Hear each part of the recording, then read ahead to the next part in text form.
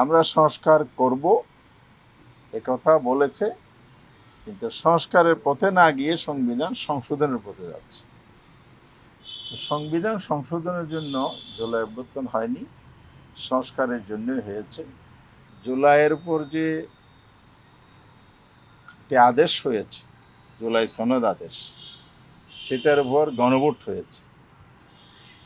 সেই গণভোটের রায় বাস্তবায়ন অদ্যাবধি হয়নি, কোনো উদ্যোগও নেওয়া হয়নি। সেই জন্য সংসদে আলোচনা হয়েছে এবং টক হয়ে এই আলোচনাটা সংসদে আর কোনো সিদ্ধান্ত ছাড়াই শেষ হয়েছে। সরকার এক্ষেত্রে জুলাইয়ের চেতনার বিরুদ্ধে, জনগণের বনায়ের বিরুদ্ধে অবস্থান নিয়েছে। এটা এক ধরনের জাতির সাথে প্রতারণা এবং বেইমানি। কেননা ওনারা নিজেরাই নির্বাচনী ইস্তেহারও ঘোষণা করেছেন, ওনাদের রাষ্ট্র সংস্কার ৩১ দফায় বলেছেন ওনারা সংস্কার করবেন এবং সাংবিধানিক সংস্কার করবেন, একথা বলেছেন।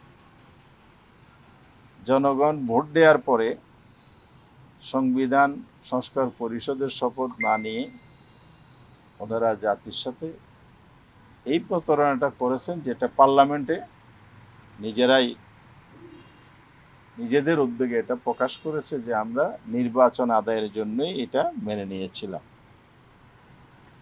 তাহলে হ্যাঁ ভোটও চেয়েছেন, প্রতিশ্রুতিও দিয়েছেন, আবার ক্ষমতায় আসার পরে ভিন্ন দিকে ওনারা টার্ন নিয়েছেন। এটাকে আমরা বলছি জাতির সাথে বেইমানি। নগদ নিয়ে এলো হার না মানা হার অফার। সর্বনিম্ন 10,000 টাকা রেমিটেন্স নগদে পাঠালে থাকছে স্বর্ণের হার জেতার সুযোগ। আরেকটা ওনারা চলচাতুরির পথ অবলম্বন করেছেন, সেটা হচ্ছে আমরা সংস্কার করব একথা বলেছে, কিন্তু সংস্কারের পথে না গিয়ে সংবিধান সংশোধনের পথে যাচ্ছে। সংবিধান সংশোধনের জন্য জুলাই অভ্যুত্থান হয়নি, সংস্কারের জন্যই হয়েছে। আর নির্বাচন যে আলাদাভাবে একই দিনে যে আলাদা ব্যালটে ভোট হয়েছে, এটা সংস্কারের জন্য হয়েছে, সংশোধনের জন্য নয়। এটা জনগণের রায়টা সংস্কারের জন্য, সংশোধনের জন্য নয়। প্রবলেম কোথায়? প্রবলেম হচ্ছে সংস্কার সংবিধান পরিষদের মধ্য দিয়ে যদি হতো তাহলে এটা টেকসই হতো, এটা কোনো আদালতও চ্যালেঞ্জ হতো না, হওয়ার সুযোগ নাই। পরবর্তীতে কোনো সরকার যদি আসে টোটাল মেজরিটি নিয়ে, তারও এই সংস্কার, সাংবিধানিক সংস্কার পরিবর্তনের কোনো এখতিয়ার সংসদের নাই।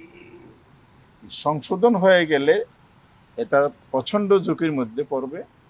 একটা হলো বাংলাদেশের পঞ্চম সংশোধনী, ত্রয়োদশ সংশোধনী, পঞ্চদশ সংশোধনী, ষোড়শ সংশোধনীর কথা আমরা জানি, এগুলো আদালত কর্তৃক বাতিল হয়ে গেছে। পার্লামেন্ট সংশোধন করার পরও বাতিল হয়েছে। কেন? মৌলিক কাঠামো মূলনীতির সাথে সাংঘর্ষিক, একথা বলে বেআইনি বলে বাতিল করা হয়েছে।